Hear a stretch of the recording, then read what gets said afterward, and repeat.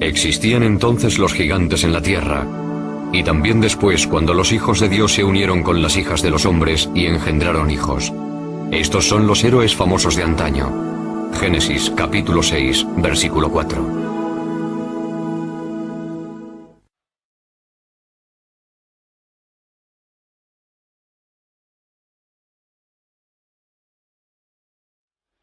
Gigantes.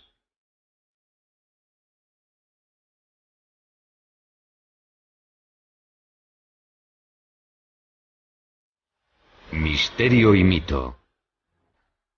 Los mayas y los incas creían que en la Tierra existió una raza de gigantes antes del diluvio universal, igual que tantas civilizaciones antiguas.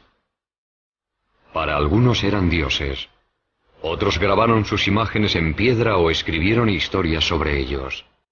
Griegos y romanos hablaron de sangre cayendo del cielo sobre Gea, diosa de la tierra, que parió a los titanes, una raza de gigantes.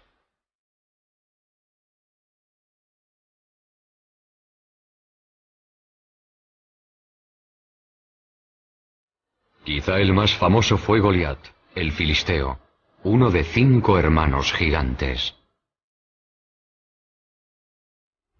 Wendell Jones es un arqueólogo con estilo propio. Ha pasado su vida estudiando a Goliat y el Arca de la Alianza, en la que según el Midrash, el libro sagrado judío, el gigante huyó.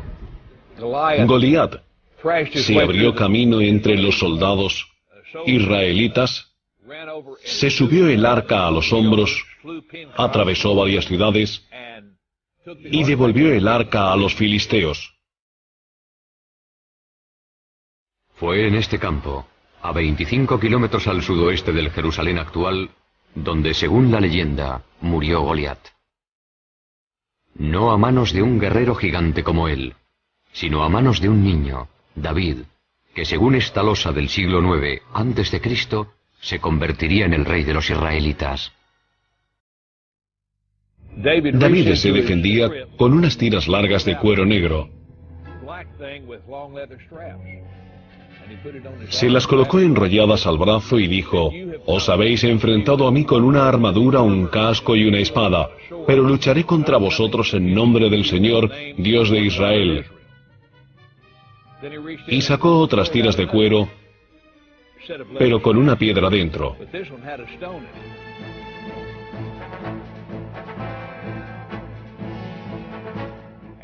Y con las piedras de su honda, el pastor golpeó a Goliat. Le atontó, pero no le mató.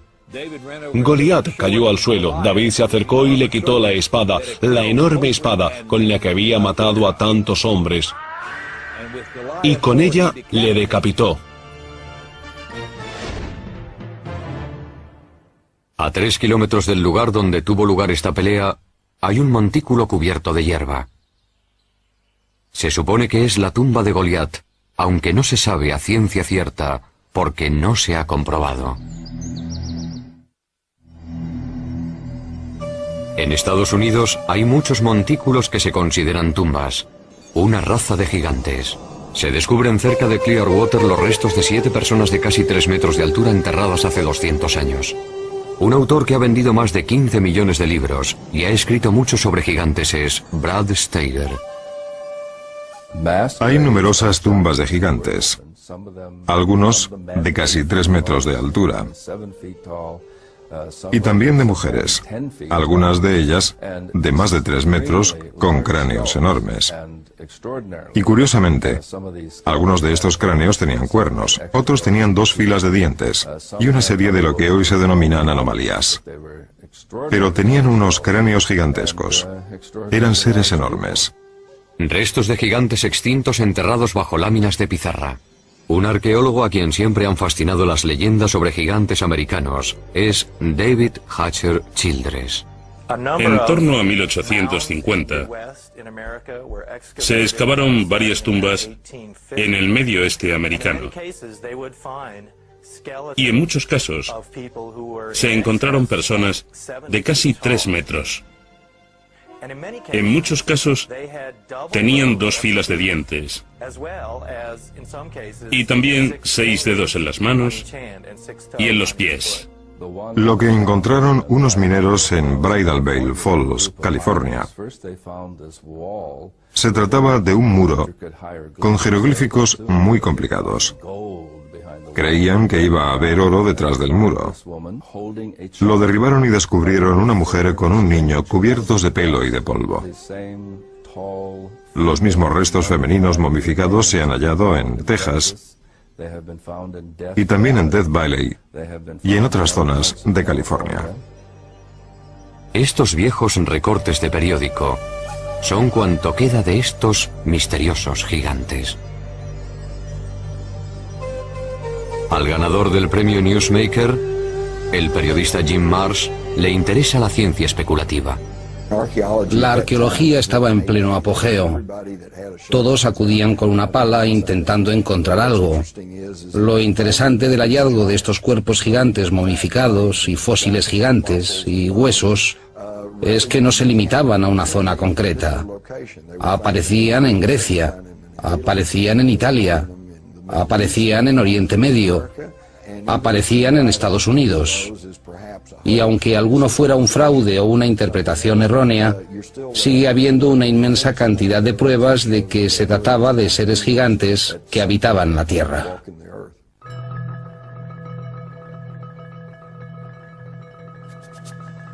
En 1912, los granjeros empezaron a llegar a esta cueva cerca de Lovelock, Nevada, en busca de guano de murciélago, un buen abono. Una vez dentro, se llevaron una sorpresa.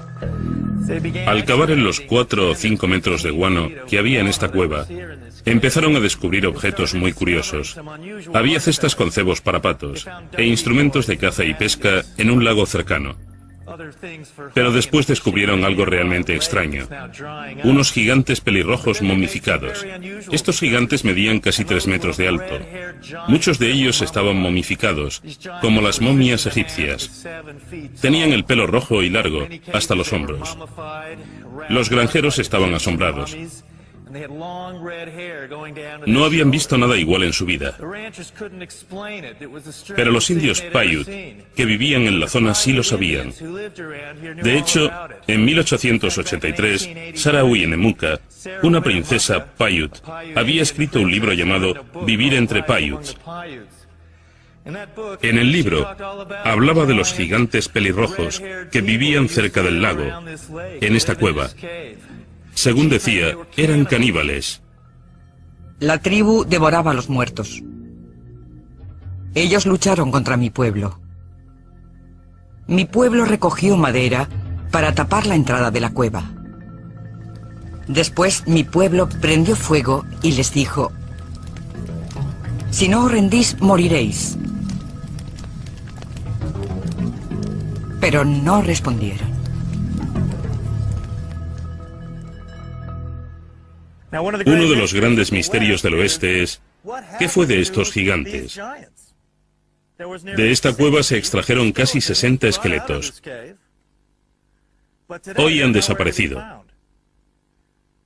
¿Puede tratarse de un encubrimiento arqueológico relacionado con los gigantes? Quizás solo se trate de una leyenda rural. O tal como se hace con los huesos de búfalo, pueden haberlos quemado para usarlos como abono. Sea cual sea la explicación, los restos de los gigantes han desaparecido. Pero a la vez, hay pruebas de su existencia por todo el mundo.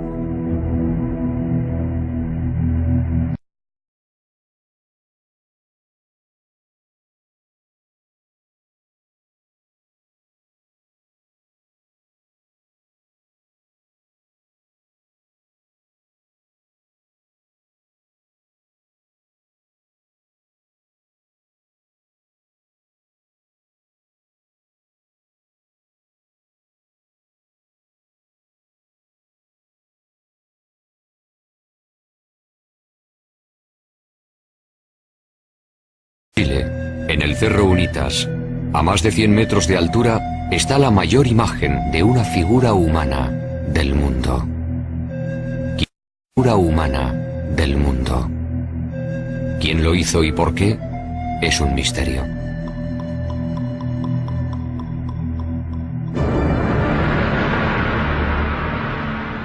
Al otro lado del mundo, en el Reino Unido, otras figuras gigantes miran al cielo. Esta es la de Cerne Abbas, cerca de Shaftesbury.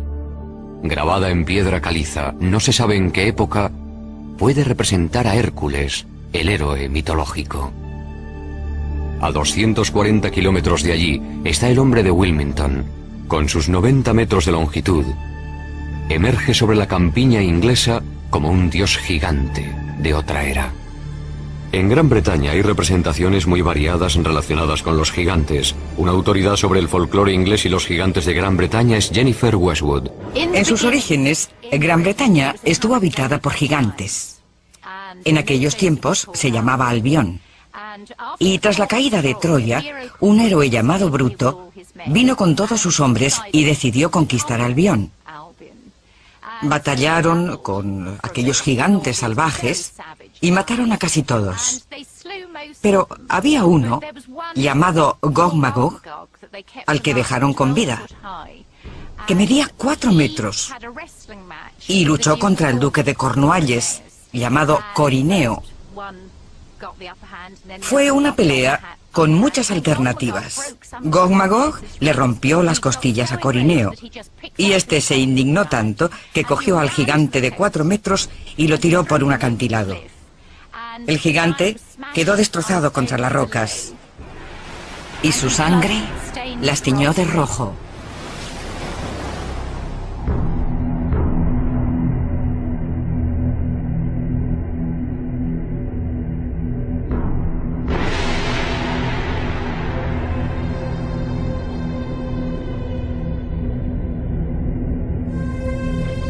Los gigantes también aparecen en la mitología de Stonehenge, la estructura megalítica más famosa del mundo.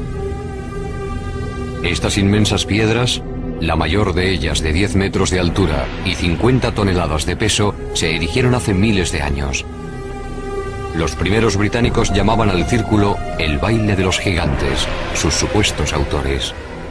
¿Quién construyó Stonehenge y cómo sigue siendo un misterio? Quizá la respuesta solo se encuentre en las leyendas. En el pasado pudieron disponer de otras tecnologías o de una capacidad mágica desconocida para crear estos monumentos.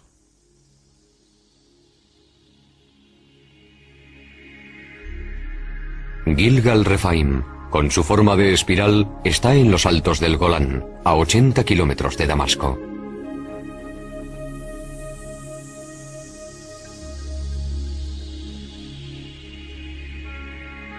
Construido con 40.000 toneladas de piedra, se parece enormemente a Stonehenge. A ambos se les atribuyen 5.000 años de antigüedad y tienen rocas megalíticas similares. Como Stonehenge, Gilgal se asocia con gigantes, si bien, en este caso, existen fragmentos bíblicos que apoyan esta teoría.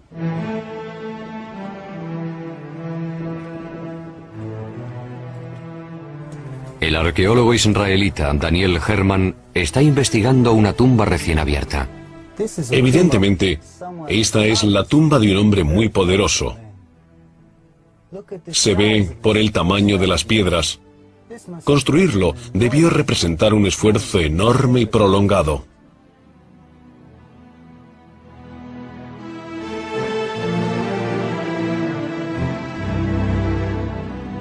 Cuando los israelitas llegaron y escribieron su Biblia, ya estaba aquí. Y registraron este lugar, según ellos, gobernado por Og, rey de Basán. A Og lo describe así el libro del Deuteronomio. Pues Og, rey de Basán, era el único que de la raza de los Rephaim quedaba. Rephaim significa gigante en hebreo.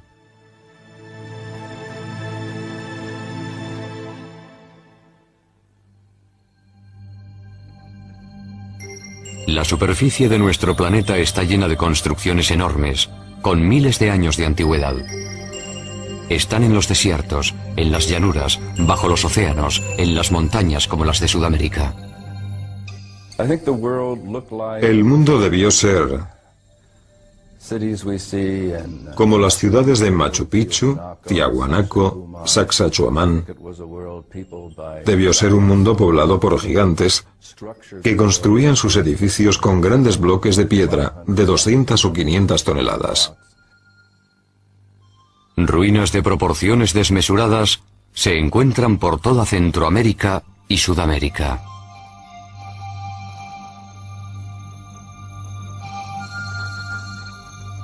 Hasta un escéptico puede plantearse quién ha construido estas enormidades, si no una raza de gigantes.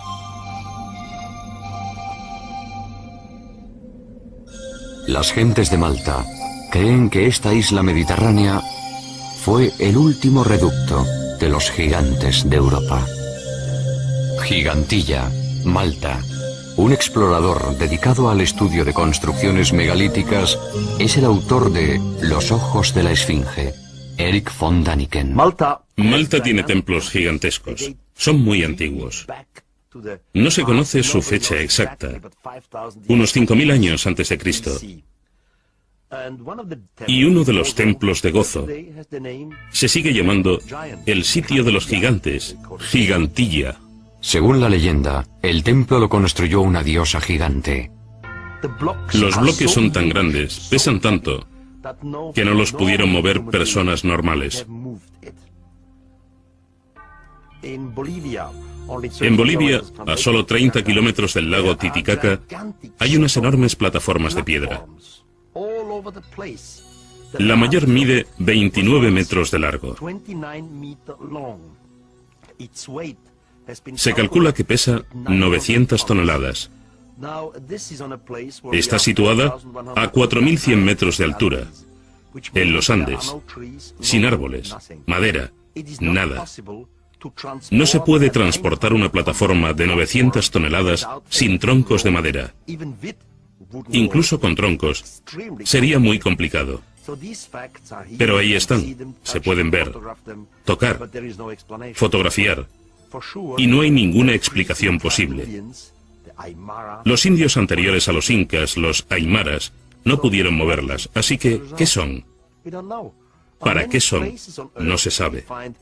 Por toda la Tierra hay objetos que quizá hayan sido hechos por extraterrestres, o con una tecnología nueva, o por gigantes. ¿ET? ¿Gigantes? ¿Una nueva tecnología? Hay quienes lo creen. Como el autor del libro Arquitectos del Submundo, Bruce Rax. Los arquitectos son la raza o razas que construyeron los megalitos y el mundo antiguo, las pirámides, Stonehenge. Son quienes nos precedieron, quienes habitaron este mundo antes que nosotros. Los hemos llamado dioses, los hemos llamado gigantes. Dejaron sus obras tras ellos y no hemos podido repetirlas, pero ahora sí, somos capaces de poder apreciarlas como es debido. En el Líbano, a 65 kilómetros de Beirut, están las impresionantes ruinas de Baalbek. Este lugar se menciona en el libro de Reyes del Antiguo Testamento. Baalbek en concreto es un buen ejemplo. Tiene un trilito, las piedras más grandes usadas jamás en construcción. Son tan grandes que no sabemos ni cuánto pesan. Las piedras se tallaron, se transportaron, se elevaron unos 10 metros y se colocaron tan juntas que no cabe ni una cuchilla ni una hoja de papel entre ellas. No se sabe cómo lo hicieron. No existe ninguna grúa que pueda levantar un peso semejante. No se sabe bien. Pero según la tradición árabe, los primeros templos se edificaron aquí después del diluvio, para el rey bíblico Nimrod.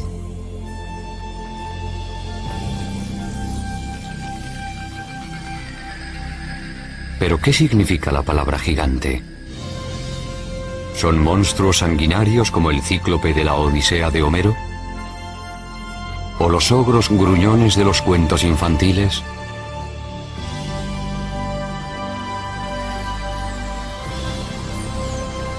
podrían ser gigantes pacíficos, que viven como nosotros, pacíficos, que viven como nosotros, paseando por la ciudad a plena luz del día?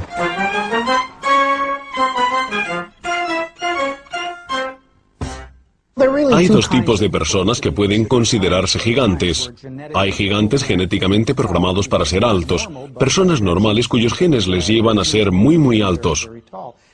Y también hay personas que sufren algún tipo de desorden, el más común de los cuales, o el más conocido, es la acromegalia, una enfermedad producida por el exceso de la hormona del crecimiento. Una acromegalia tiene muchos efectos sobre el cuerpo. No solo genera personas excesivamente altas, también origina problemas potenciales en el esqueleto y en otros órganos internos.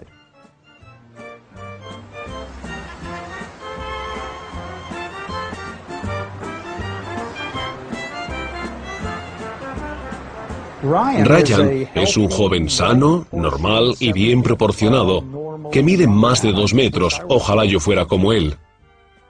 ¿Por qué un hombre llega a ser tan alto? ¿Es hereditario, nutritivo o hay algo más? ¿Son los gigantes personas normales con una altura excepcional? ¿De dónde han salido? ¿Es posible que en un pasado remoto tuvieran antepasados gigantes? El doctor Marvin Antelman, científico premiado por el Instituto Weizmann, cree que tiene la respuesta. Si observamos todo el material genético del primer hombre, no nos sorprenderá descubrir hoy un gigante entre nosotros, ya que podría existir un gen recesivo que produjera algo semejante. La tribu Batusi, por ejemplo, es muy alta. La altura media de sus hombres supera los 2 metros. Son altísimos. La Biblia menciona a personas aún más altas, en tiempos muy remotos. El rabino Isaac Marmorstein, del Centro de Estudios Hebreos de Vancouver, Canadá. Parece bastante claro, por menciones en el Génesis, en el libro de los Números y en el Deuteronomio, que no se contradicen entre sí, que hubo seres gigantes en una época anterior al diluvio.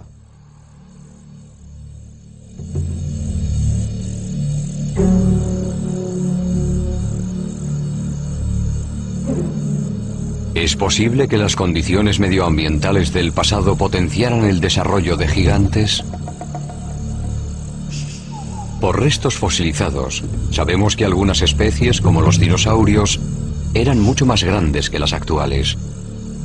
Un defensor de esta polémica y arriesgada teoría es el Dr. Carl Bo. Una expresión genética óptima implica que el mejor ADN del organismo se expresa gracias a las condiciones atmosféricas favorables. Según demuestran los fósiles, árboles como la secuoya gigante californiana eran antes mucho más grandes. Según una teoría, las condiciones medioambientales del pasado favorecían el gigantismo.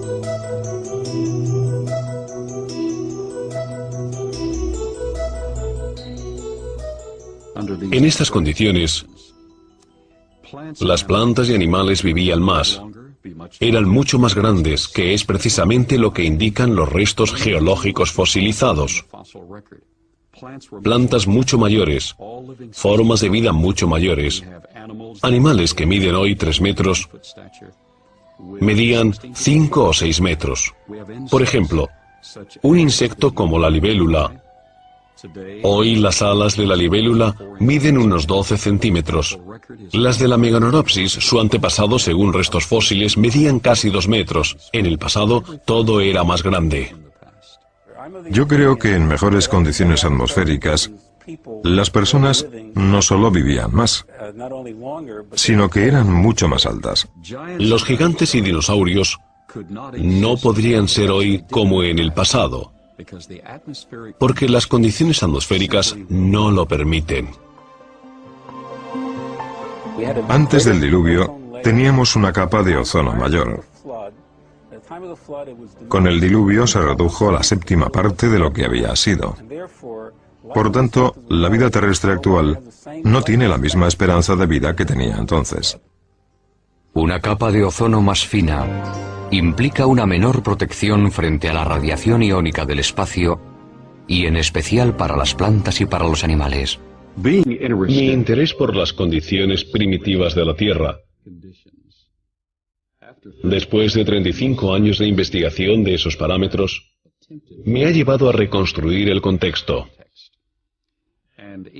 Para ello, nuestros ingenieros han recreado una biosfera en la que se duplica la presión atmosférica, se incrementa la energía electromagnética y el nivel de oxígeno, pero no el nivel de toxicidad porque no hay radiación ultravioleta. Nuestros experimentos han sido realmente gratificantes.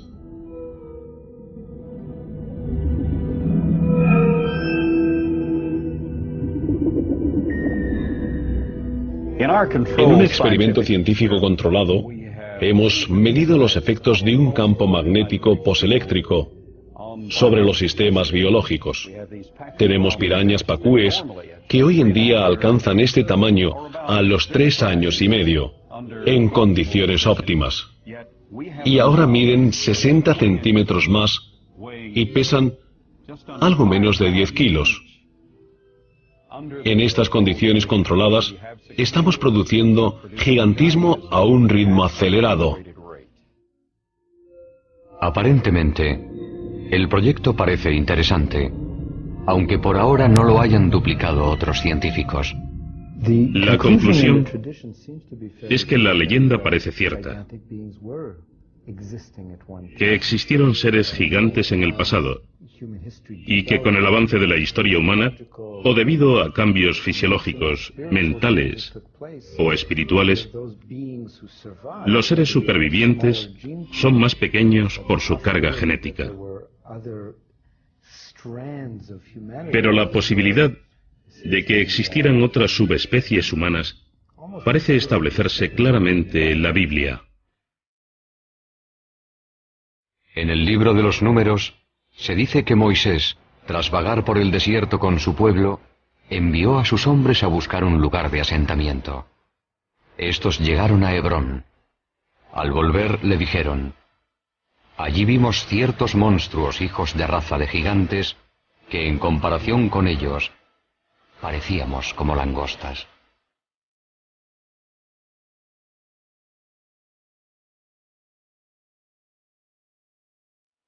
Las tribus siguieron hacia el nordeste, en dirección a lo que hoy es Petra, en Jordania.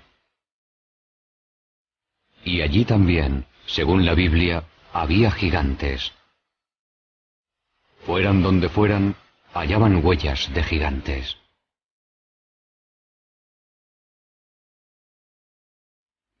Según las Escrituras, en el pasado hubo gigantes en la tierra.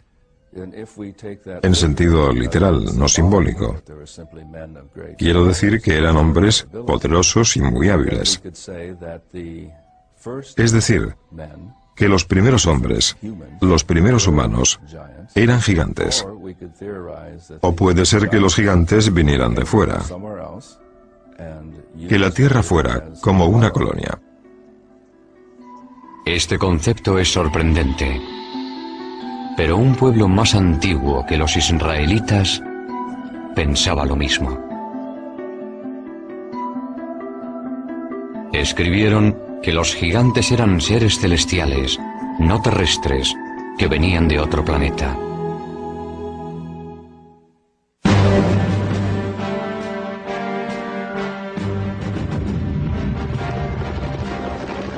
Aquí se luchó la guerra del Golfo. Hoy se llama Irak. En el pasado surgieron aquí varias grandes civilizaciones. Una de ellas, Babilonia, fue legendaria por su riqueza y su esplendor.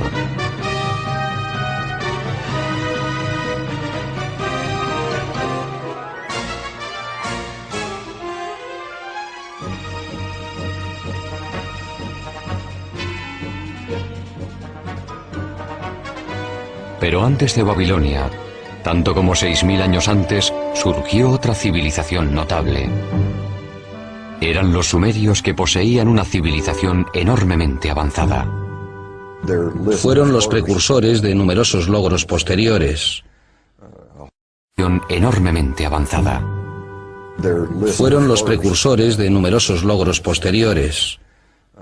Tuvieron el primer congreso bicameral, la primera escritura, las primeras escuelas. Bueno, la lista es interminable. Y nos preguntamos, ¿de dónde salió todo aquello? Creo que hay que ir a los primeros sumerios y escuchar muy atentamente sus palabras, porque lo que dicen, no solo una vez, sino en muchas ocasiones, es que su civilización proviene de unos seres que llegaron de los cielos a la tierra. Los llamaban los Ananoki. Los sumerios escribieron su historia en tablas de arcilla, que pasaron medio siglo olvidadas en un museo de Berlín. Pocos han logrado descifrar este antiguo lenguaje. Uno de ellos es Zecharia Sitchin. El legado textual y pictórico recibido de los sumerios hace 6.000 años describe un pueblo que venía de un planeta llamado Neberu. Y según muchas de las imágenes, eran altos, como un tercio más que el ser humano medio. Eran gigantes. Este sello cilíndrico de un museo de Berlín es sorprendente por varias razones. Muestra nuestro sistema solar con el Sol en el centro y los planetas a su alrededor. Un hecho que se descubrió en Europa hace solo 300 años. También está el planeta Plutón, que no se descubrió hasta 1930. Además aparece otro planeta que los sumerios llamaban Neberu, y del que venían, según ellos, los Ananoki o gigantes celestiales. Si miramos las tres figuras que aparecen aquí, parecen del mismo tamaño.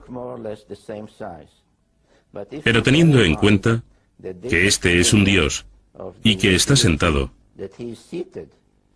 si se observa desde la rodilla a la cadera, se descubre que mide más de 3 metros. Es un gigante, de los que llegaron del cielo a la tierra. Al buscar huellas de vida extraterrestre, los astrónomos han sondeado los confines del universo. Quizá deberían haber buscado más cerca de casa. Porque en nuestro sistema solar se ha detectado una misteriosa estrella cerca de donde los sumerios situaban a Neberu, planeta de los Ananoki.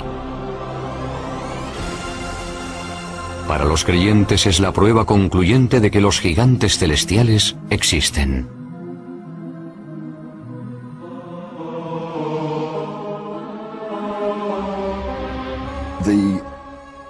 El texto sumerio, a grandes rasgos, nos dice que hace más de 400.000 años los Ananoki llegaron del espacio y aterrizaron en el valle del Tigris-Éufrates. Empezaron a montar una colonia llamada Edén. Según el Génesis, en Edén o Edén, Adán fue creado a partir del polvo y Eva de una de sus costillas. Pero hay una versión tecnológica sobre el origen de la vida. Al necesitar mano de obra, la evolución dio un salto y recurrió a la ingeniería genética. Mezclaron el esperma de un Ananoki con óvulos de un humanoide primitivo, de uno de los hombres prehistóricos, cuyos restos están apareciendo en África, la famosa Lucy, y produjeron un híbrido que se convirtió en Cromañón, el hombre moderno. Según la leyenda, Cuando los Ananoki volvieron miles de años después para ver cómo iba su artesanía genética, las hembras humanas les parecieron muy atractivas. Comienza en la Biblia, donde se ve desde su inicio, con Moisés, que cuando los hijos de los dioses vieron a las hijas del hombre, las desposaron. De sus úteros nacieron gigantes. Tan destructivos eran los titanes que los padres Ananoki decidieron aniquilarlos. El libro apócrifo de Baruch nos dice incluso cuántos gigantes murieron. Según el libro de Baruch, el Señor creó el diluvio. Destruyó toda la vida de la tierra, incluidos los 409.000 gigantes.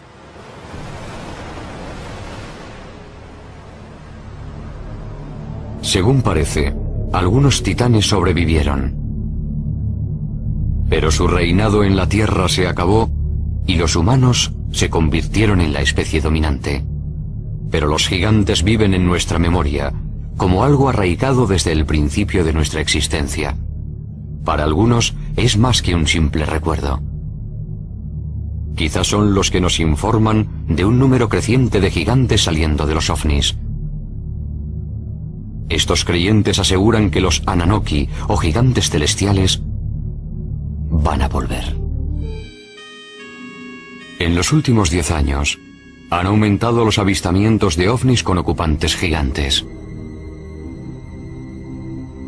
La antigua directora de la Asociación Británica de Investigación de OVNIs, Jenny Randall, conoce estas estadísticas. Al analizar 15.000 encuentros, los gigantes cada año se mencionan más, desde 1965 en adelante. Y recibimos muchos más informes sobre gigantes hoy que hace 30 o 40 años. Los libros apócrifos de Enoch tienen más de 5.000 años de antigüedad. En ellos, Enoch narra cómo 2 hombres muy altos le llevaron al cielo. En este viaje celestial, también habla de quienes llegaron a la tierra desde el cielo. Ante mí aparecieron 2 hombres enormes, como no he visto nada igual en la tierra. Sus rostros brillaban como el sol, sus ojos eran como una luz ardiente.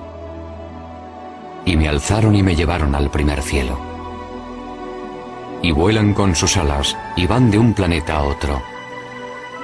Vi ante mí a los ancianos, los guardianes del orden celestial. Estos grupos hacen un estudio minucioso del movimiento de las estrellas.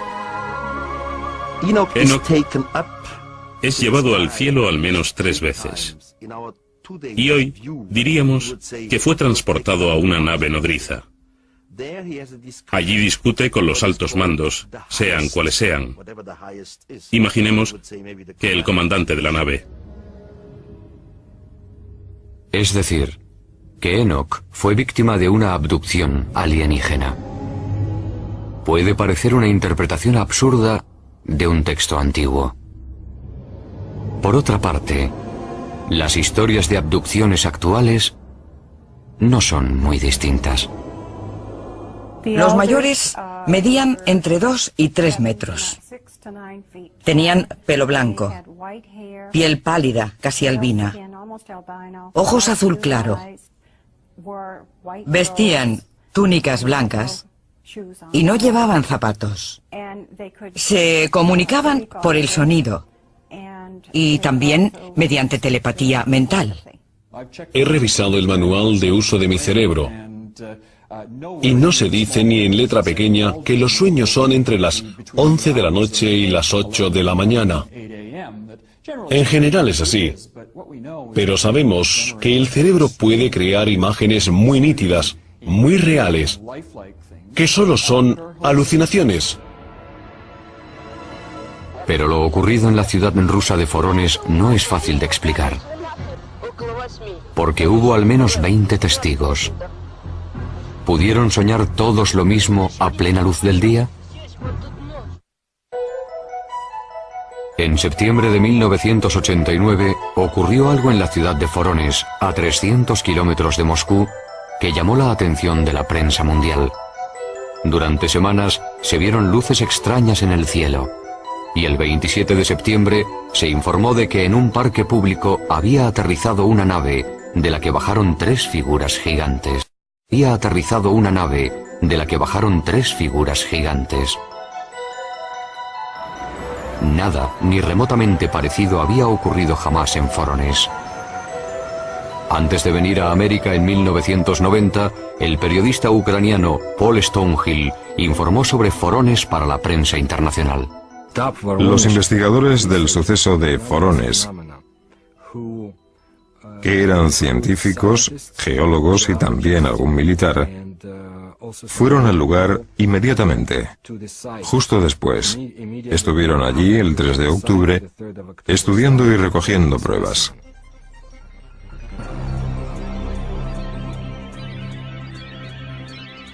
El encuentro causó sensación en la televisión nacional y en la prensa internacional. Не было, ну уже хотя бы потому, что не было до сих пор в Воронеже событий, подобных тем, Los dibujos de los niños testigos son muy descriptivos.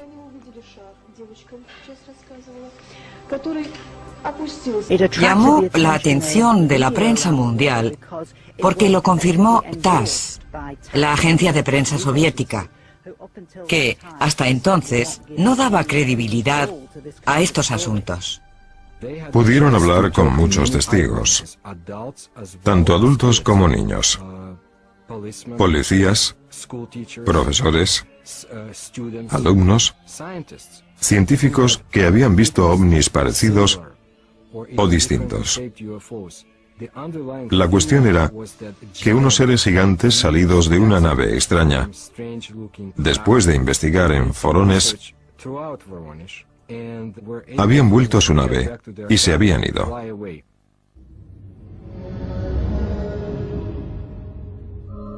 Esta vez teníamos un gran número de personas. Todas coincidían al describir la apariencia de estos gigantes, así que no se trataba de creer o no creer a un testigo.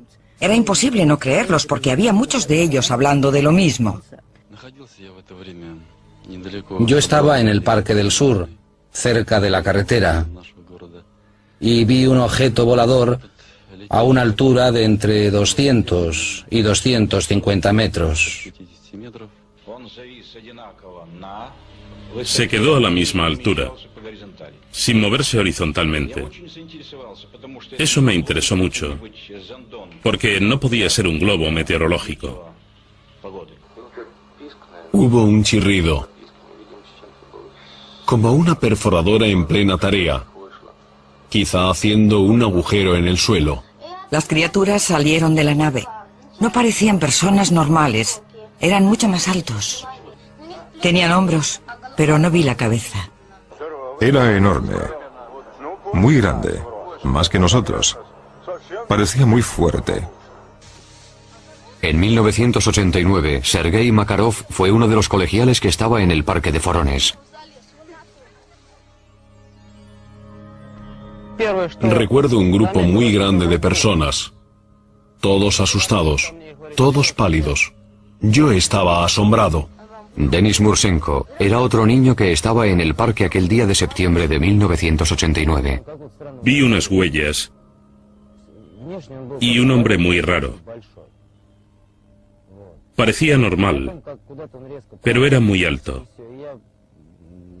Poco después, desapareció. Yo supe que el ovni y los gigantes existían, porque los vi.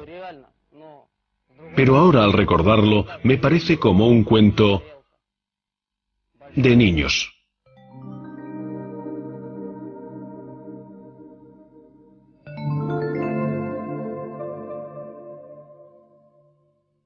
Lo que vemos hoy es lo que se ha visto a lo largo de la historia, no es nuevo. Todo lo relativo al fenómeno ovni es algo que siempre ha ocurrido y existe en las mitologías primitivas del mundo entero.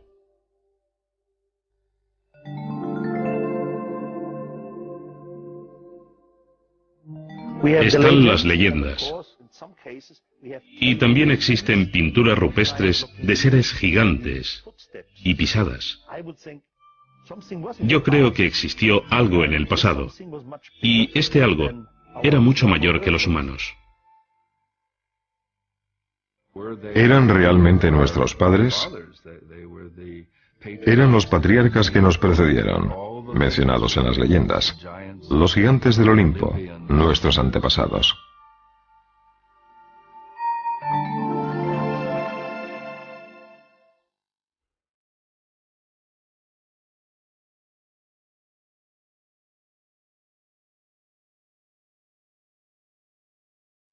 Sea verdad o fantasía, los gigantes han estado en el subconsciente colectivo desde hace años. ¿Pero hubo una raza de gigantes en la Tierra?